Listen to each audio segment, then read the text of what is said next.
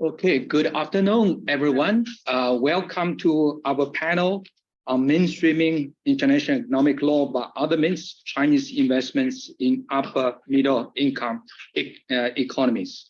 So I just read the title of the panel for the benefit of those of you who might have walked into this room by accident. So now is the time for you to leave. If you I always do that at the first class, at the beginning of the semester, because that always happens. So, well, since nobody's leaving, I didn't scare you. So let us proceed with this panel, which I'm really honored to chair. My name is Henry Gao. I'm a professor of law at Singapore Management University. And I research on mainly trade law issues, especially those relating to China. So it gave me extra pleasure to moderate this panel, which actually grew out of a research project, which I understand led by Michelle and Fabio, to look at whether or not the Chinese investment model is unique, or whether you can find similar models in other countries, especially the upper middle income economies. So all the five panelists we have today are members of this research project. So this make this a really interesting panel. And because of that, we decided to dispense with the traditional panel format, where everyone just read a paper, for like 10, 15 minutes, and then we continue like that. Instead, we decided to adopt a kind of an innovative format, more of a kind of a Q&A format, where I will be asking 3 rounds of questions to the fellow panelists, and then I will invite each of them to chime in, okay, and give us short, succinct answers, about 3 minutes for each round, okay?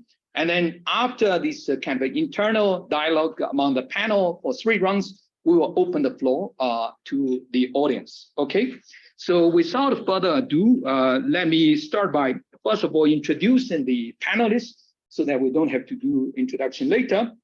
So to my left, we have Michelle Ratton Sanchez-Badin from FGV Sao Paulo Law School, and Fabio Morosini from UFRGS Law. And then to my right, we have immediate right, Daria Boklan, who's from the Higher School of Economics in Moscow, Russia. And then we have Alisher Umirdinov from Nagoya University of Economics in Japan. And then last but certainly not least, we have Manu Misra, who's also from Sao Paulo, from the University of Sao Paulo. Okay, so let me start by posing the first question to my fellow panelists. Again, as I mentioned, China, seems to be the center of everything in trade and investment. I mean, not only is the largest exporter of goods in the world, but also in recent years as a growing leaps and bounds in terms of its so-called ODI, is not FDI, is overseas direct investment in other countries. And this is actually something that, for example, Greg Schiffer, who's joined us in this panel, and I have discussed in some of our papers on China's new economic model, for example. But, as I mentioned earlier, so for this project, the panelists are looking at the way the Chinese investment in all these upper middle income countries, and whether that kind of change the dynamic, or whether that influence the legal instruments that are used. So let me start the first question by asking the panelists, which legal tools are mobilized to govern Chinese investment in Brazil, India, Russia, and Uzbekistan at the macro, meso, and micro regulatory levels? So we'll start to my left. Thank you so much, Henry, for moderating. Thank you for being here. So as Henry was saying, this is part of a research. This is part of a research project that, in addition to those who are here today. We also have a scholar from Nigeria and another scholar from Australia. This project, I think it challenges the idea that some scholars have put out in the sense that China is really very innovative in the way that it regulates investment law, right? So based on my experience and Michelle's experience with previous research, looking at the Brazilian investment relations with other countries in the global south, we found that there were many similarities, right? Which is how this project begins. And as we continued with thinking about the project, we tested and developed a methodology that we're calling a 3-matrix regulatory levels. And the methodology is, and I'm going to say a few words about what we mean about this methodology. And then we're going to listen from our colleagues here in the panel to the extent that this methodology also resonates with what goes on in their respective countries, following the hypothesis that, you know, maybe this is not really only a Chinese approach, but it's also an approach that other, for a lack of a better term, we're calling upper or middle income economies, countries also use, but it's not part of the let's say the jargon in international economic law, and is seen as something really, you know, innovative. So the methodology that we're proposing here is composed of 3 layers, regulatory layers. There is no it is not a pyramid, so it's not a hierarchical layer, right? But we propose that there are other ways of looking at international investment law outside of traditional instruments such as bilateral investment treaties, and we suggest that these countries are doing this as part of their usual practice, right? So the first layer is what we're calling the macro level, and under the macro level, we are investigating the so-called government-to-government regulation. So the agreements or documents that, you know, countries sign in their bilateral relations, but that we consider to be part of law, right? We can have that discussion later, but we consider to be part of the law that will direct and will govern these relations. So mainly we're looking at memorandum of understandings, agreements, cooperation agreements, and other sorts of or similar documents. Secondly, we also analyze what we're calling the meso level, right? So the meso level is it consists of the domestic regulatory frameworks, right? So we look at how, you know, Chinese investments impact domestic legislation, not only domestic investment law, as we listened to here yesterday, one presentation, but sectorial regulation that in many circumstances are much more important than these domestic laws. And we ask also to what extent Chinese investments are also shaped by these regulations, and on the one hand, and on the other hand, to what extent this you know, investments also shape regulation in these respective countries. And finally, we look at the what we're calling the micro level regulatory layer. And at the micro level regulatory layer, we're arguing that so international economic law may be found in other means, and these other means are also private law, right? So we're looking at contracts, we're looking at corporate governance structure, or even financing, you know, structures to try to understand what role they play in mobilizing this, in allowing these investments and regulating foreign direct investments in a way that is, I don't know, maybe less common to everyone in the room. So my final remark would be that we don't understand these layers as autonomous. So they are part of a web and they're integrated. So that explains our, you know, circles meeting each other, because there is a combination, and each level we identify that they even mention the other level. So there's like the law can be seen in this under this format.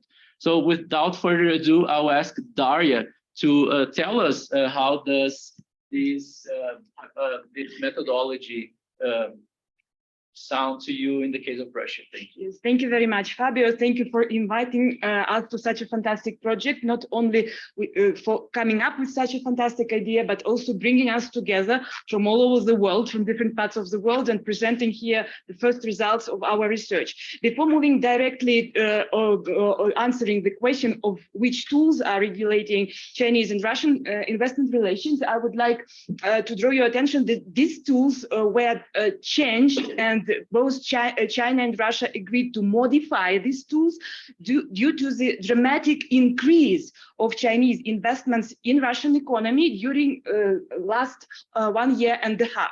And you can see that Russia became top 10 state hosting Chinese investments. Also, these investments increased into 107%, and more recently, March this year, China and Russia agreed and created new list of 80 significant investment projects. And on the diagram, you can see top 7 Russian sectors of economy subject to Chinese investments. Moving directly to the legal instruments, we can divide them into hard law and soft law. With respect to the hard law, there is a BIT between Russia and China. However, again, due to the recent events on geopolitical level, both states agreed to modify this BIT according to so-called best practices. Most of these best practices are similar, but on the next slide, and I'm asking, yes, you can see the table according to which we can look at differences between China and Russia in terms of their approach to regulating Chinese-Russian investments. For instance, China favors more broad approach to the definition of expropriation. Russia lists specific lists of measures which should be excluded from this notion of expropriation. With respect to security exceptions, we talk a lot about this issue. China favors so-called subjective approach.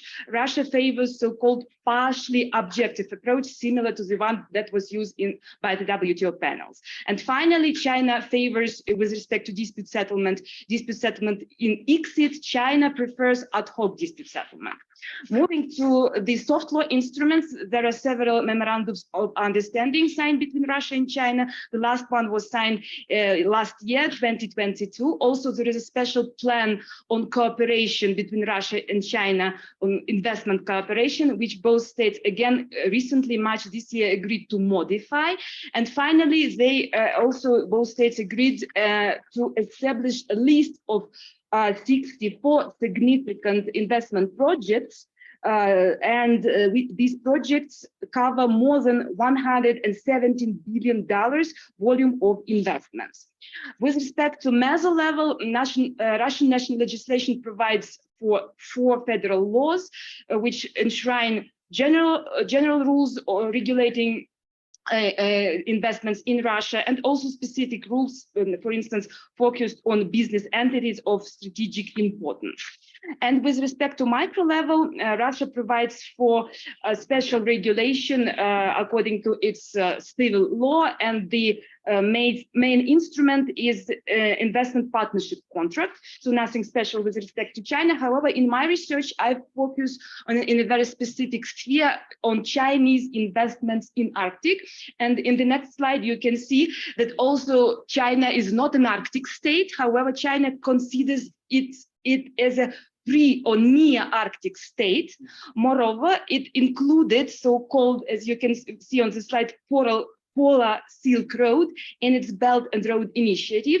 And this means that China highly invests in transportation infrastructure in Arctic. There are several projects, and this new transport route, it's shorter and cheaper than traditional routes through the Suez Canal. So this is one of the main Chinese investments direction into Russian Arctic. So that is the basis and framework of Russian-Chinese cooperation in terms of investments into the Arctic region. So here probably I'll stop, and we'll probably discuss details more later. Okay, I can hold it. I hold it. Oh, because it's convenient. It's okay? Okay, thank you very much. Thank you, Henry and Fabio and Michelle, for organizing and inviting me to this fantastic panel. Let me bring you views from the Central Asian countries' perspective. China wants to engage in trade and investment with Central Asian countries. Those 5 countries, Uzbekistan, Kyrgyzstan, Kazakhstan, Turkmenistan, and Tajikistan, are very important for China, first of all, for natural resources, as well as for security reasons in order to build Belt and Road Initiative alongside Eurasia. And I want to stress that China is one of the biggest and also very active investor.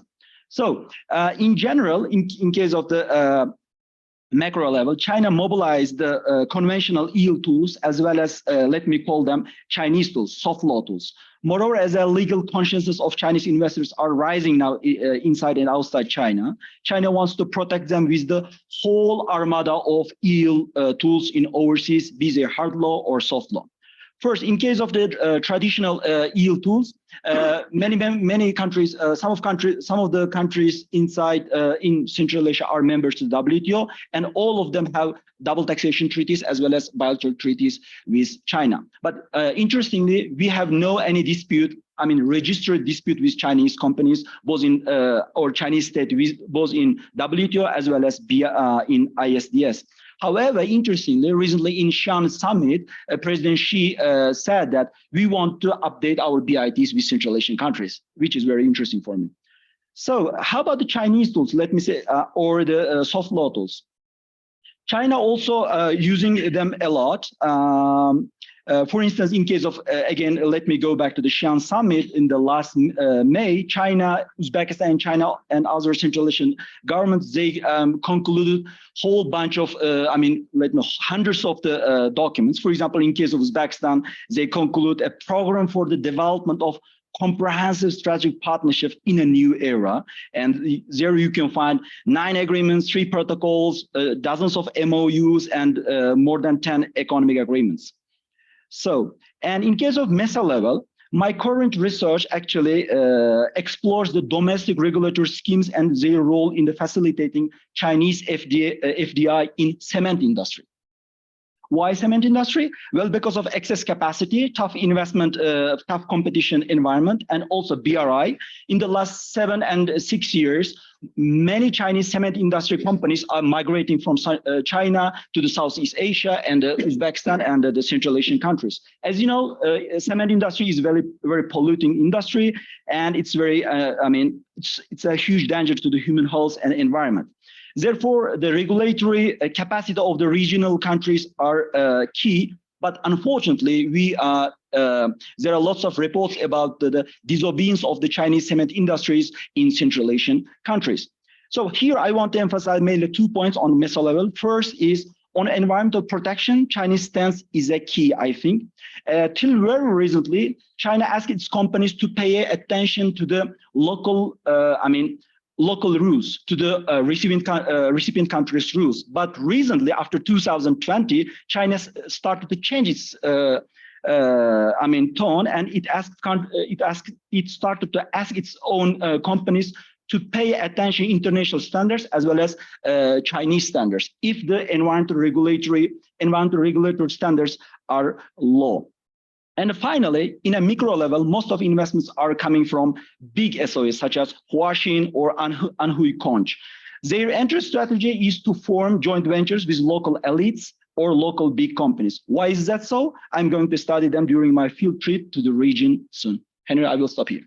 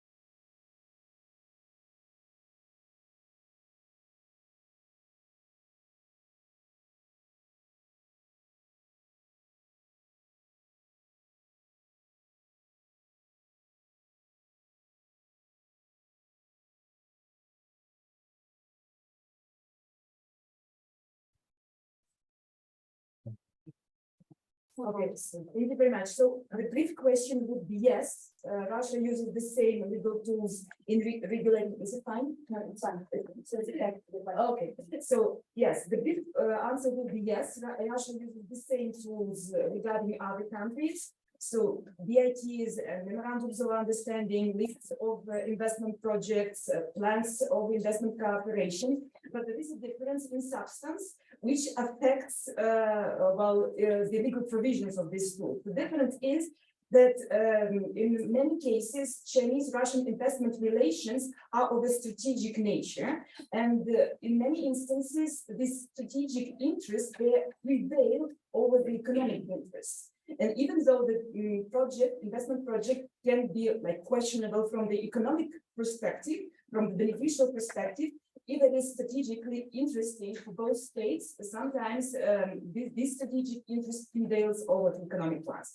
Therefore, substance of obligations enshrined in these soft law instruments, there are variety of obligations both Russia and China agreed to undertake, and these variety of obligations enshrined in soft law instruments will likely affect the substance of the provisions of the future BIT, the one Russia and China agreed to modify. Therefore, I would say that from the purely theoretical legal perspective, the tools are the same, but if we look at the substance is different because it enshrines variety of obligations and it enshrines sometimes strategic interests prevailing over the economic ones. That would be the brief answer. Okay, how about Central Asia? Actually, Central Asian countries are mainly investment receiving countries. They are not investing abroad a lot. Therefore, let me answer it from the viewpoint of their inward investment relations. Yes, EU tools employed by China are also to some extent used by the Central Asian governments vis-a-vis third countries. For example, let me give a bit unconventional example. For example, Uzbekistan and Hungarian relations. During the presidential visit last year, October, Uzbekistan and Hungary signed dozens of documents to develop their strategic partnership, and they used very similar soft law tools which Uzbekistan used to sign with China. And that's why I think to some extent Uzbekistan is learning and employing EU tools which was used by China. That's why I'm observing some impact. But also, here I think we need to be careful because we need a solid empirical research on correlation between Chinese EU tools and usage of them by other countries. Nevertheless, my short answer is that what I'm observing right now in the diplomacy of the Central Asian states, they are employing and they are using the Chinese soft law tools vis-a-vis other third countries. Yes, in the Indian context, both counts. So, like I said before, on the macro level, state level, we have the beautiful BRT, we have MOUs and data. On both counts, there are tools that India uses with other countries quite often. So on the BRT level, of course, we had we signed post the new model of 2015 from 2016. We've had a few sort of hits. Brazil is one of them. But there, I think the model or the final result of that negotiation was, I think, more with the Brazilian side in terms of the content of that treaty. Other than Kyrgyzstan, Belarus, there's youth and education happening quite promising. With the recent Australia and UAE comprehensive economic partnership agreement, there's some investment reference, but there's not be protection, the investment facilitation. But if the answer, if the question is, do you do the same as China in other countries? Yes. On the other count, as the MOUs and other mechanisms, yeah, that's also relevant. I would say the difference is in the level of detail in these MOUs and how advanced they are and how specific they are in terms of the sectors that they're pertaining to. There's a lot of discussion on regulatory cooperation, exchange of best practices, the joint research initiatives, more of like visa facilitation, for example. So with South Africa, we've had one for things like the culture. With the Philippines, we're on fintech. with UAE, there was what advanced technologies and industry, with Japan in the steel industry. These are all about Indian investment going outside of India. And in Brazil, we have with the energy sector. So again, on that front, we say that this is not just a Chinese approach, it's also the Indian approach. There's also for inbound investment into India. So most recently in March, we had India, US, semiconductors, MOU. It also brings in investments of dimension to it. So even with the global north, we can say that I talked about that. Thank you, everyone, for that really interesting answer, which illustrates how the Chinese approach, for example, with regard to 5-year planning, specific, conservations, and also top law approach are spilled over from China to these countries, and then from these countries to third countries. So I think this illustrates well the concept of, for example, transnational legal ordering, which again, Professor Shifa has been doing a lot of work in that regard of pioneering these studies. In this case, I guess we could call it bilateral legal ordering from the Chinese side. So let's move on to the last question. We look at it, how the Chinese legal tools influence the other countries, including dealing with third countries. Now, I guess the most interesting question is, are the international economic tools employed by China and these upper middle income economies, which has been learning from China, a better alternative to the investment governance compared to the standard Western approach? How does it compare with the status quo? Again, we will start to my left. Okay, so this is a great question. Because I mean, we're presenting in front of people who probably have different understandings of international investment law, and maybe some of the people are convinced that there's only one way to do it, and it's not the way that we're doing. But I think it goes on to also consider what are we considering to be better, for a better alternative. And I think that this answer, I mean, we cannot give a definitive answer to that, because it will depend on, seeing how other countries that, decide to adopt this approach, how it fares. But in the countries that we are studying, and that's definitely the case of Brazil, it is definitely a viable alternative, right? That is being used. But also we need to take into consideration that we are addressing a group of countries that have some bargaining power in defining the terms of these arrangements, right? So we are not claiming that this, the Chinese approach is good to everyone. We've seen in other panels that there are problems with the Chinese approach, especially when we think about least developed economies. But yeah, and also another thing that I wanted to say in terms of this approach is that it's not a either or, right? And I think Daria will probably react to that, because in the case of Russia, but that's also the case of India, it just means that you have more possibilities to use, right? But it doesn't mean that you have to discard or neglect other regulatory options. And although we are looking at your Chinese investments, I don't think that this is a Chinese spillover. I think it's really it was there, and China is a powerful economic agent that is also using the same tools. Those countries in the same way of bargaining in different levels and influencing different levels. And I can say that for certain countries, it was clearly more advantageous to use that structure.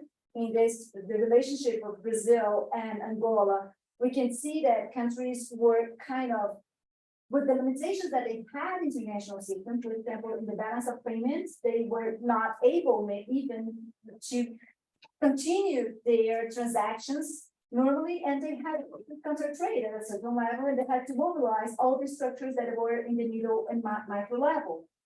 And for example, in the case of Bolivia, we see that although we have those structures of memorandum and a cooperation agreement, still the Brazilian company sent its investments over Netherlands and then to Bolivia. So it was trying to use a traditional BIT protection.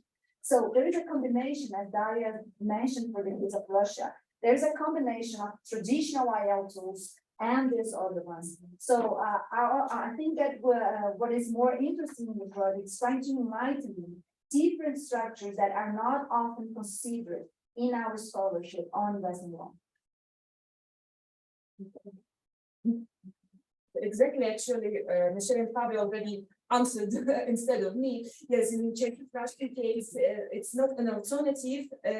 These soft law tools, they are supplementing hard law tools, and these soft law tools, they provide for high level of obligations, both Russia and China undertake, although they're not binding. However, these soft law tools permit to extend, let's say, the scope of obligations and to provide variety of obligations, and to supplement hard law tools, or even affect the modification of the hard law tools in the future, because already different provisions were elaborated and enshrined in soft law tools, and those states are taking into account these elaborations when they are going to modify the BAT between Russia and China. Therefore, it's a complex, let's say, set of legal tools supplementing each other and complementing each other and interconnecting with each other. They're not alternative, they're like one the same system, and they're pieces of this system interconnected with each other in the case of Russia. Okay. Thank you, Henry, for putting this question in a very sharp and in a very direct way. In my view, Chinese tools are not new, but they are different in their comprehensiveness, flexibility, and they are very dynamic. And also, you have already mentioned this, Professor Schachter, in your fantastic paper. Moreover, range of tools that China is using are very different in scale, speed, and number. Just look at the outcome of the list of the second BRI forum. There are hundreds of the documents, and they cover every aspect of social and economic life of each every country who are partners to the BRI. They are state to state, ministry to ministry, university to university, society to society, even region to region. So, in my view, Chinese EU tools are like a generative AI. So we call them, I want to call them generative BRI. It always continuously generates, produces, and reproduces EU tools. And China, and to some extent, BRI member countries are continuously feeding it. Not with the data, but with new ideas, with new tools. I hope this year we will see the third BRI forum in China with richer and smarter generative BRI. In that sense, perhaps we have to recognize the contribution of Chinese EU tools to the general international economic law. The Chinese found a very niche, which was not adequately explored by traditional, or let's say Western EU tools like WTO, BIPs, or the FTAs. That's why when you look at the Central Asian governments, when they have a summit or meeting in Beijing, they're happily running there. And recently, my country's President Misra called in the summit like Big Brother Xi, you know. And in domestic TVs, he's saying he's very high esteem. So His Majesty's President Xi, you know. It means that when they go to the Beijing, they are getting very satisfactory results, not only laws. They are getting technologies, they are getting the green investment, and all of them. So I think it's something different than the traditional Western inputs. So again, I'd like to point out again why there is this order that going, because that don't think I can ever discuss that in the medium context, and we'll talk in medium term things. But if the question is about these tools and their appropriateness, or how better or worse they are, well, if you consider what the tools are in the traditional BIT, the ISB, and so on, there's enough debate on that of whether that's good or bad, and there's enough discussion that already in this conference itself. But if you're referring to dialogue mechanisms and MOUs, they are perhaps the only alternative. And if you look at how we would sort of create a sort of appeasement or enforcement toward the state with which, public sentiment is at this level in historical terms. How is genuinely built trust is to sort of take baby steps and create the reality and try to create some sort of conducive environment for investment. And to that extent, it is a good approach. Yes. It's the only approach. But that's when it's business as usual. When it's not business as usual, but there is a deterioration in trust to a large extent, which has been the case after 2020 when the border conflict took on another level because of certain deaths of approach to the border.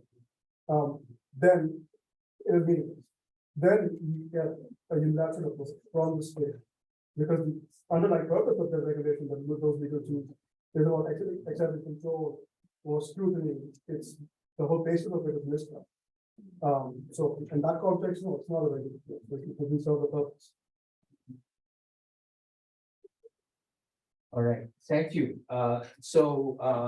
That concludes the presentation, and I would like to open the floor for questions. As you can see here, we have a lot of expertise on this panel, and we represent all major regions. So China at the center, and to China's east, you have Latin America, and to China's west, you have Central Asia, India, and Russia, right? So we deliberately made a layout of the panel like this, So if you have questions regarding these regions, please feel free to raise them. I already see a hand from Vera, Leila, and Tim Eleman. Yeah. Okay, so maybe I'll start with Leila. Yes. Yeah, thank you very much. It was fascinating. I'm always interested in the sort of making of international in it. So you talk about the soft law tool, but it's quite mysterious. What are you talking about? Can you give very precise examples? That'd be really nice. Simple question. Daria. Please wait for the question to the panel. I was studying this Golden Dawn initiative, and I think less than a year ago, I was in the panel watching by Zoom a really interesting seminar organized by the People's Institute, where Jennifer Hillman presents a huge report on the investment of China all along the world, and putting a finger on the kinds of conditionalities of all these. They are not American or European investment. They are really different animals. So I need to see for putting a bit of study on this. And then I talked with the ex-director of the World Bank, and he said to me, look, Vera, we are in the bank spending a lot of money with lawyers, helping developing countries to make good contracts with China because of these conditionalities. And I think 2 weeks ago, there is a very good article in the Project Syndicate of I Can Agree, saying fantastic things, that there are 54 developing countries highly in debt, and all of them asking money from the IMF. And the United States say, no way that we are going to give you money because you are going to pay China. And China is not in the Paris Club, and China is explaining that their kind of financial help is not the same as in the Paris Club. So my question is, are you paying attention that this is a different animal? That's the point. Not normal life.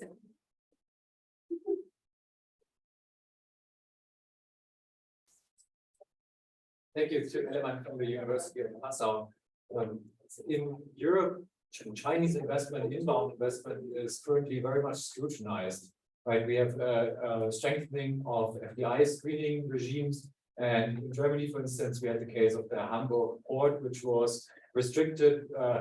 An investment by a Chinese company. We recently had in Italy the investment of a Chinese company in Pirelli, the tire manufacturer, blocked for security reasons. And I would like to take up the nice term that you coined, the generative AI or BI. Now with AI, we're feeling that we may not know what comes out at the end. It might be uncontrollable. And this is what I think the sentiment in Europe is at the moment mostly. Do you think the sentiment of we don't know what will come out in the end, if it regenerates itself, is shared in the regions, or is it more like this European approach where the security dimension is in focus? Thank you. Are there more questions? Yes.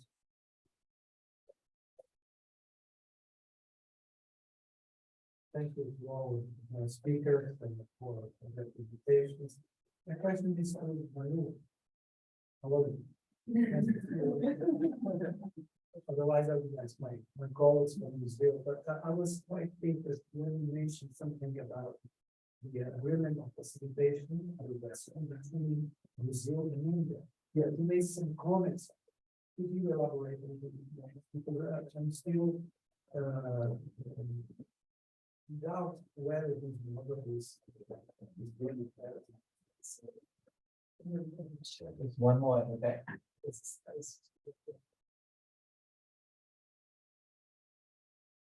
So hi, thank you for the panel, and thank you for the panel. And the question actually for about Central Asia to Umirdinov, like definitely right. So I'm pretty ignorant about the region, but your contribution was very interesting. Now my curiosity is alive about how the dynamic unfolds in Central Asia. As you said, Central Asia has been traditionally a receiver of foreign direct investments, a bit differently from Brazil or India or Russia, who have been receivers, but also sources of foreign direct investment. And so I imagine that the main source traditionally in the region has been Russia.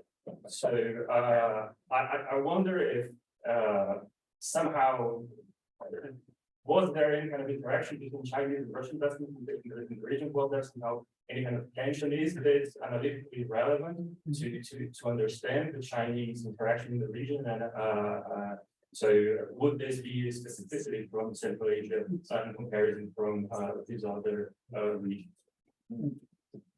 Another question? A second row, I think. Yeah.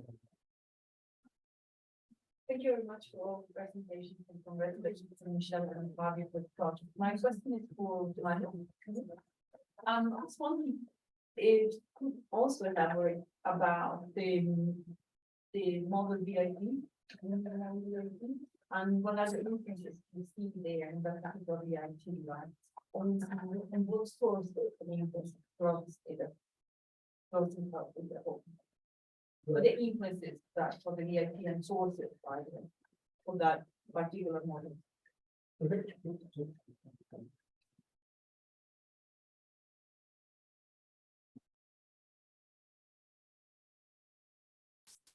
you very much. I'm really enjoying the panel.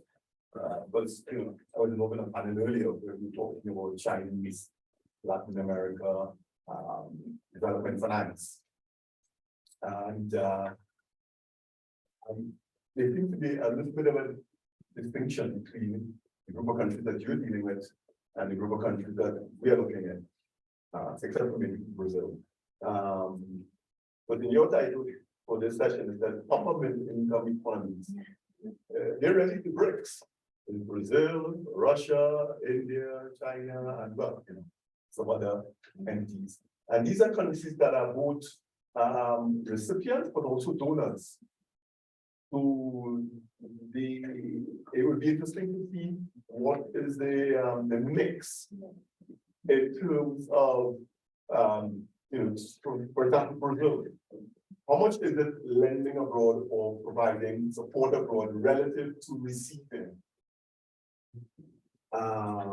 etc. Now, I would say these are different group of countries from most developing countries, because most developed countries are net receivers by a significant margin and are generally not providers of aid or technical assistance to other developing countries. So then the negotiations is very different. So I'm wondering if the panel could reflect on whether there is an important distinction between this group of countries that you are researching and other developing countries in terms of the negotiating processes, in terms of the kinds of instruments that are on the table. I'm not going to get into the menu thing where, you know, maybe the other countries are on the menu and not on the table. Thank you very much.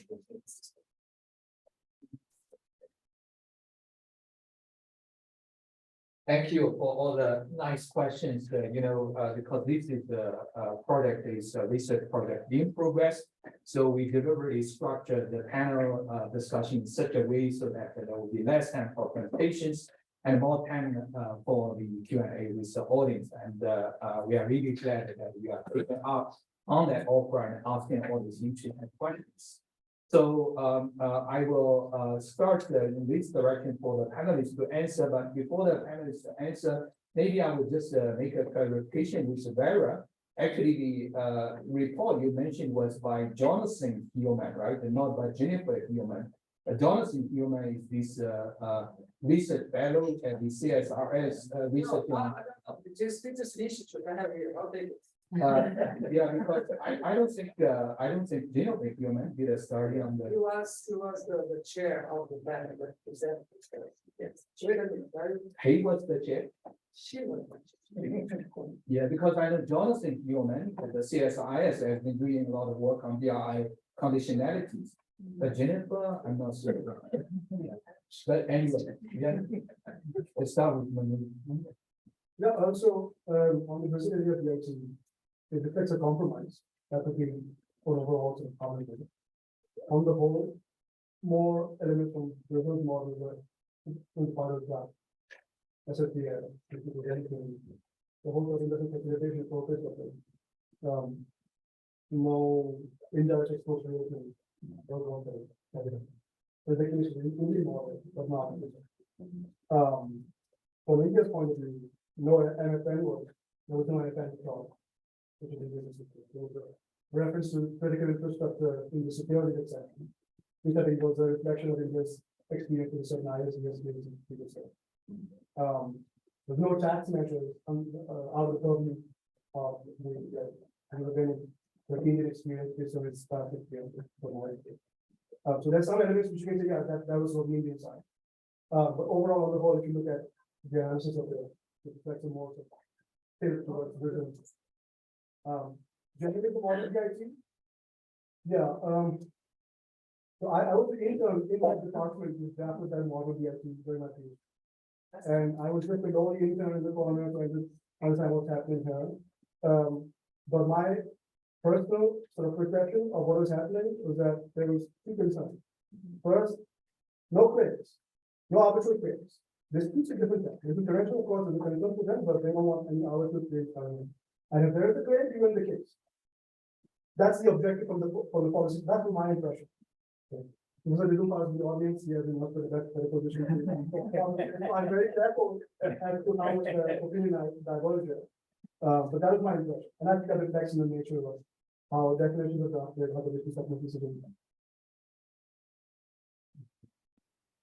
Thank you very much for excellent questions. First of all, I know other panelists may answer better than me on this various question on whether Chinese debts, Chinese loans are another type of animal or not. But from the Central Asia, I could say that 5 Central Asian countries, they have different amount of loans from the China.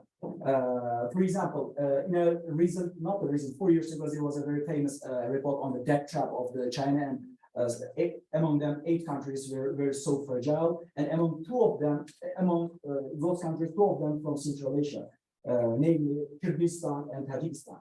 And we had rumors that the Tajikistan couldn't repay the interest of Chinese loan to the China. They eventually gave up one of the strategic minings for the interest of the China. So yes, from this perspective, Chinese loans are different animals because they are coming from Beijing. But in case of, for example, bigger or richer countries in case of Central Asia, like Kazakhstan and Uzbekistan, in case of Uzbekistan, we have only $3 billion loans from China. So we have enough diversified our loans. We have lots of loans actually from not China, but Japan, Asian Development Bank. Our biggest, financiers are ADB. So, but I heard that the Chinese loans, you can get the Chinese loans, I mean, comparatively easy. But the problem is that I heard that the Chinese loans interest are quite or a bit higher than the Western loans. I don't know, but we have to check. And second question is from the scholar from the Fabio University. Very good question. What is the future for the Chinese investment in Central Asia? Yeah. Yes, the future is incalculable from my perspective. We can't say what will happen. But as the Professor Schaffer and Professor Gao put very well, that all Chinese investment, all Chinese yield pools are, Sinocentric, and Chinese reproducing all the documents. So we are day by day, year by year, we are moving our face from the West or from the Russia to the China. So it's what's going on. We can't, escape from it. But the one thing, in case of generative AI, now everybody are talking about the regulation. So that's why in this project we are doing about the meso level and micro level, and how should we regulate better these Chinese investments, so in order to stop these incalculable minus effects of Chinese investment in Central Asia. And but one point is that today's morning, when I searched for the generative BRI from the Google, I couldn't find any words, any such kind of words. So I think this word is mine. So when you write any paper on the generative BRI, please give reference to me, okay?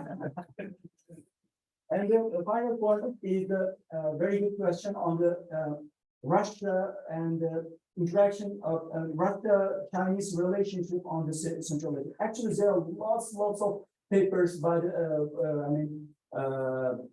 scholars by the political science.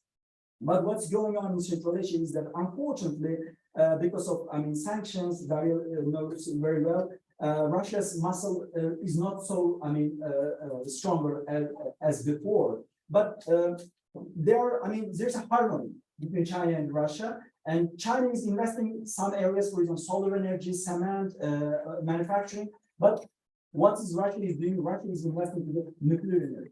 Now Russia is building nuclear energy in Uzbekistan. So they, divided and they, found, their niche very well. But the problem is that because of sanctions and also some of the oligarchs already, invested a lot to our countries. So our countries now, presidents are asking the EU and US to delist those oligarchs because they invested in very strategic, fields in Uzbekistan, in Kazakhstan, other countries. If they stop their investment, then we are done. We will get huge, damage. Actually, we are getting this damage. So this is one of our problem. How should we deal with sanctions because of oligarchs and so on? But this is a really interesting question. Thank you very much. Thank you. So starting with the examples of soft law tools, yes, briefly answering this question, everything which is not binding and which is not enforceable in international tribunal would be considered as a soft law tool, like memorandums of understanding, protocols, lists of investment projects, declarations, joint cooperations, arrangements. So if it is non-binding and if it's not impossible, this means that it's a soft law instrument. There's a debate whether it's law or not, and how should we assess this legal nature of this instrument, but that's the separate story. So I think these two criteria are decisive.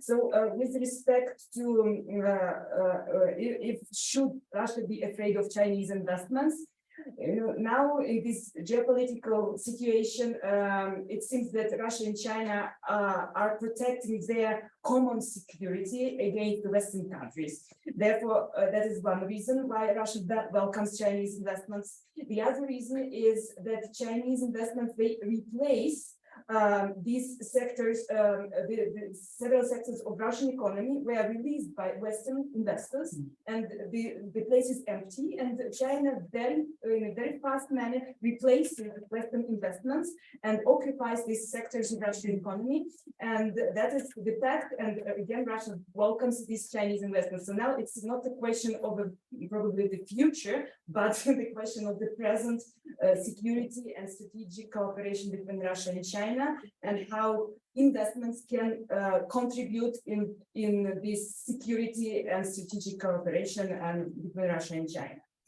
With respect to the animal, I like this comparison very good. I would compare China with a dragon. And as you know, from the Games of the Thrones, dragon could be a predator, or also it could be a friend. So it seems that Russia tries to make a friendship with this dragon and to use it as a security, let's say, tool for Russian politics, economics, and other international relations. So, pick a from Kate question.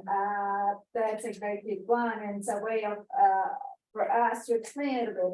This project was designed, in fact, because we saw that there was a lack of debate in middle economies. That's why we're defining it now.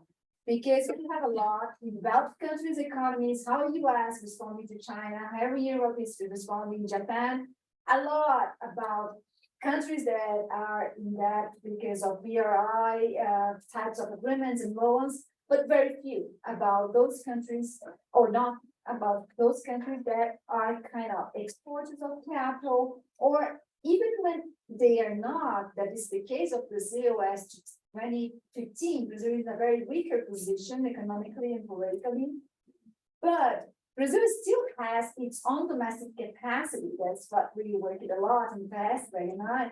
And how are those countries responding to China?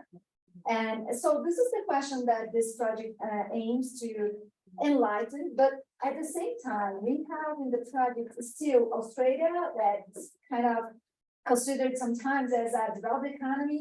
We still have Central Asian countries that is another position. So they are far from homogeneous. And we are not looking only for the commonalities. We are looking also for the differences and the challenges that each country may face, depending on its region or in the historical moment. That's the idea, is really to explore the diversity of legal tool that is there for those countries, and in a way of to contribute with others' analysis. But just pick up at the screening question that was asked by you. And it's interesting because it shows, it comes up in both of our case studies. I could say, and then Michelle can correct me because she's doing another research and screening, but it seems that Brazil does not have a screening policy. And so it's very case by case. When we did our case study on the electric power sector, so a lot of the literature, especially on corporate governance, they said, okay, you need to be very careful with Chinese investments because you have this institution called the shadow governance, and then it takes and the Communist Party is involved, and it's going to change the governance of the corporation. Then we interviewed people, and they said, okay, this is not taking place. This is not true so far. And also, even at the meso level, so the domestic regulatory level, at least in the electric sector, power sector, there is a sense of that from our interviews with lawyers and regulators that Brazil is in a position to control. So, like the regulatory system for the electric power sector is sophisticated enough to respond to any threats, even from China. But we have a different response in the case of agriculture in our research, especially in the context of this global land grab. So China was also a buyer of land in Brazil, and but it's not. I mean, it was not the largest buyer, and it was not the first buyer. Right, so that was a problem that we had like for many years, and it wasn't a problem until Chinese came in, and then there was all this lobby and pressure. So we have we changed internal law, so we modified the domestic regulation to respond to the Chinese threats. And interestingly, that's where we are now in our research. China then, like in this as an adaptation mechanism, also is finding ways that it can still control land in Brazil, but through this more financial and very sophisticated financing structure. So, Private finance, but it's not. yeah. Okay, thank you for all the answers. They ready for the answer? Yes. China Federal Initiative, Jennifer Newman, CFR, presented in the 6th of April 2021. Okay. You do not read this speech because it's completely amazing. Because these contracts are secrets. You cannot take, and they got it. Right? We got many of them from us. Thank you. Experts on China. Thank you. Actually, we still have 15 minutes left. I think we can still take 3 or 4 questions. I see it's a Shilpa. Yeah, so two questions. And you have a very heterogeneous country, as you said, but one thing that China's, the United States has many complaints about China is that when investments come in, there's joint ventures that are required and there's technology transfers that take place as part of those joint ventures. And that's one yields complaint. The second complaint is, of course, that China has become a leader in many areas of advanced technology. So I was just wondering, in terms of the range of countries that you're looking at, are these same Chinese techniques being used within your own countries? Obviously not with respect to the extraction of minerals and raw materials, but with respect to any investments which would involve potential for joint ventures and technology transfers. That's number one. Number two, China's used a lot of experimental zones, right? Special economic zones to sort of experiment with change the entire economic system or change the system within particular zones. Do you see this being used in terms of a Chinese model of special economic zone being used within your own countries? I know Vietnam has explored this a little bit and one of the countries. Thank you, Greg. Any other comments? So much as we have time. A question on dispute settlement. At one point, there was the idea of having the BRI dispute settlement against and so on. Or then, question. I was wondering, this Scottish law text that you mentioned, have they been alluded to in some dispute? How? Thank you. All right. One last question from anyone? Actually, I have a question. I have a point to discuss with you. I want to get perspective, the ASEAN perspective. So maybe later on. Yes. Or maybe you can ask the question now and then we answer them. Yeah. I want to say that, for example, my point is that in the meso level, because China is very fast in terms of public relations. For example, then after first Belt and Road Initiative BRI forum, Chinese infrastructure investments were, fiercely criticized because they are low quality, and Japan also criticized. Then in the second Belt and Road Forum in Beijing 2019, in this speech, President Xi, repeatedly mentioned the high quality, and everywhere because high quality. And after the 2020, there was a fierce criticism against Chinese investment because they are, polluting, they are bad. Then again, in one night, it became the green belt of BRI, green initiative, everything became green. So I think even they changed the name, but in the field is not changing. But on this point, I want to ask your perspective and also its impact to ASEAN. That recently, China adopted Xi Jinping's thought on the law, on the Chinese law with the socialist, characteristics. And there, China adopted not a rule of law, but law-based governance. And in his speech, President Xi mentioned ecological civilization. I love Chinese Communist parties, this beautiful creation. And also in their in these programs, they also mentioned the exterritoriality of the Chinese law. to their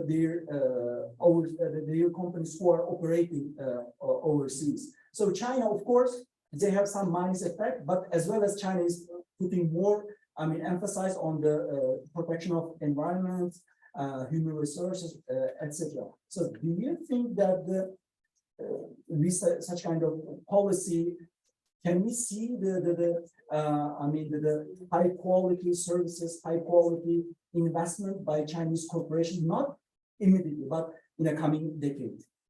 And what's going on in ASEAN on this point? I'm very interested. Thank you. Maybe I want to you guys answer the question.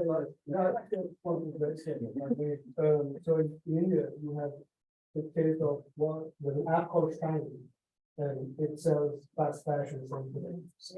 It's very popular in Latin America, and Brazil especially. It was banned in India. And there was uproar about, how is national security, we want to sell clothes, what's the problem here? That's a different discussion. But now it's back, because there's a joint venture with one of the largest conglomerates called the Line. So justification given by the government of India was, no, it's an Indian entity now, right? Because it's a joint venture. So it's now they're having to do what perhaps they were demanding from foreign investors in the West. Now that you are in India, and it's a similar thing with tech transfers as well. So one of the sort of conditions of what they're going to do there. So I've very privy to one document, which is a mitigating condition document as a result of investment screening, for FDI proposal for a private investor. And it clearly said that there are certain tech transfers to be made, certain manufacturing to be done, certain outputs to be, so it's the investment screening is now bringing in this idea about the mitigating conditions, and some of those are manufacturing outputs and tech transfer. So that's already happening. Yeah. And thank you very much on the special economic zones. It's a very good question. Thank you very much. Actually, Uzbekistan learned a lot from China. That's why after we had a very important governmental change in 2016, and the new government immediately opened more than 15 special economic zones. But the main players are not Chinese. There are Koreans, there are some Eastern European companies like Hungarians. So yes, there are special economic zones for Chinese investors, and there are many Chinese investors. But I don't think that for the moment Chinese investors are playing the leading role in those special economic zones. Thank you very much. I would say that my answer with respect to special economic zones will be very similar to Alisher's one, because Russia also has several special economic zones, but the share of Chinese investments is relatively small there. And most investments in these zones are private investments, and share of Chinese state-owned enterprises is much bigger in Russia than share of private investments. With respect to transfer of technology, as you have seen from the diagram, for instance, manufacturing is one out of 4 top Russian economic sectors subject to Chinese investment. Therefore, in this year, they transfer technology as well. So building like marine ports, airports, plants, different plants. So, but again, they're a bit cautious transferring technology, but still there are examples of such investments as well. So regarding the dispute settlement, it's a very good question. There is no single dispute between Russia and China, and as you can imagine, investment dispute. However, we can say that there is a mechanism of soft law dispute settlement through the consultations, the different kinds of negotiations. So the idea is not to let it go into the investment tribunal, but to settle it in more, let's say, soft, flexible, friendly way. And it's really effective, especially in terms of Russian-Chinese investment cooperation. And it seems that sometimes it is even more effective than traditional dispute settlement tools like international investment tribunals. So I will answer Alisher's question. Yeah, that's a really interesting question. Propaganda, like you, I admire the ability of the CCP coming up with all these fancy new slogans. For example, Xi Jinping thought on rule of law in the new era of socialism with Chinese characteristics. So that is the proper title. It's a mouthful, as you can see. So what does it mean? Well, it includes many things, but specifically with regard to international law and international trade law, a big part is this extraterritoriality that you mentioned. And you see that, becoming more and more important in recent years, especially with China introducing all these new laws, which are designed to deal with the foreign sanctions and also to deal with, all these US restrictions against China. So you have the, for example, the regulation on the unreliable entity list, the Boklan statute, the anti-sanctions law, and also the newly introduced foreign relations law, which was just introduced recently. And all of them include this provision, which basically says China could retaliate against another country if another country adopted some discriminatory measures against China in terms of foreign trade and investment. But if you know the history of the Chinese law, you will know that this is not really new. Because back in 2004, when China revised its foreign trade law, there was a provision in the foreign trade law which says exactly the same thing. It is just that recently, this has become more and more high profile because we kept introducing all these new laws and regulations, which include more detailed, rules on how we would apply sanctions, like the US and so on. Now, with regard to the second part of your question on, how the BRI would work in some regions, especially Southeast Asia, where they would achieve the goal, for example, of high quality of green BRI and so on. These slogans are slogans, but at the same time, sometimes you have to take them seriously.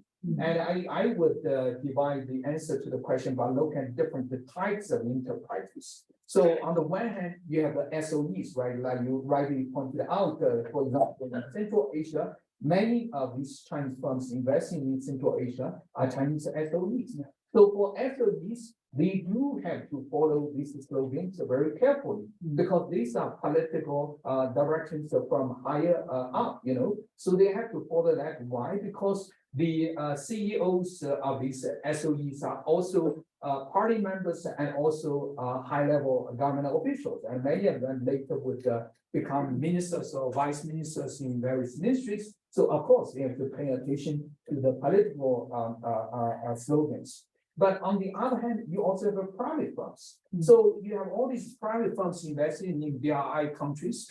Do they pay attention to the political slogans? Well, for them, the political slogans is more like a convenient tool for them. So if they think that by following these political slogans, it would be easier for them to get the financing, for example, from all these SOE banks in China, they would do that. For example, when they submit the loan application, they will say, okay, our project is in line with the President Xi's, call for green BRI, and therefore you should give us a loan, okay? But on the other hand, once they get the money, when they are operating on the ground, do they really care about these slogans? Well, that's a different story. Yeah. Thank you. In the question by Greg, I think that we don't have it.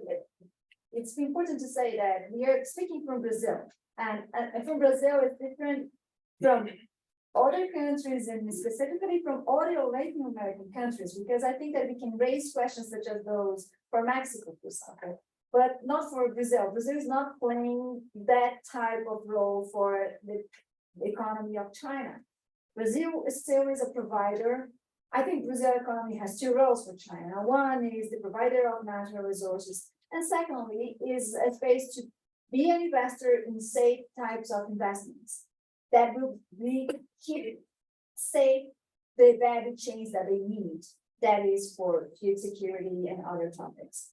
So it's not really a technological partnership, nor for a trade on specifically special economic zones. But all those questions that come around for all the countries, and one point, a step back, one point for that is that when China comes for investment in critical infrastructure in Brazil, The point is that at least for what we had for the case of energy and telecom sector, it is ruled differently in Brazil than in other countries, because Brazil in the past had a very strong state control over those sectors.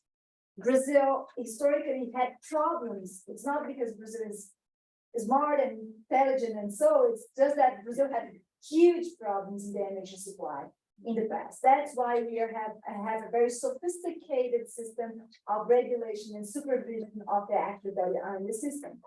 And the same for telecom. That is not as sophisticated as for energy, but still the state is there. And for the case of 5G, the state could still hold on. And but those questions come to us in the format of screening. Should we be paying more attention to Chinese investment because of its particularities of the Chinese state party behind of it, of SOEs? But all the questions that we raise for Chinese investments, we should raise for any foreign direct investor. We have public-owned companies investing in Brazil from Europe that are not transparent at all. So why not? We should also screen and be very attention to their investment as well. In the case of land, we also have other countries that are hard investing in the country and are also taking the control of the supply chain. So we also should take a careful look on that. But so that's the pick on the thing. And we don't see yet in the sectors that China is investing in Brazil a uniqueness of the way that China is investing.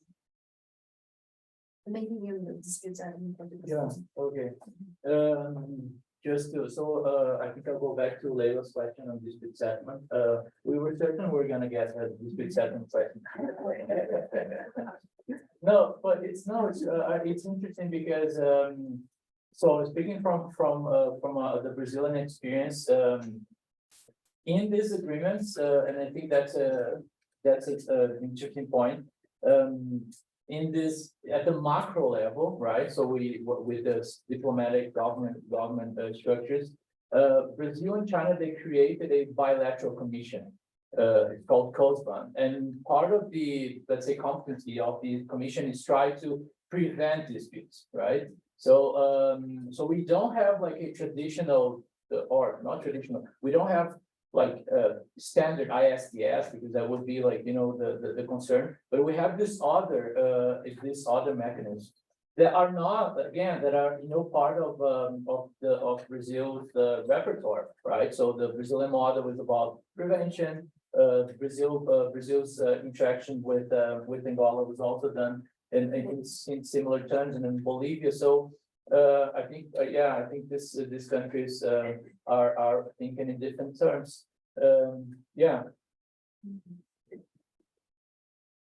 All right, thank you, everyone. We ended right on time, and let us thank our wonderful panelists again.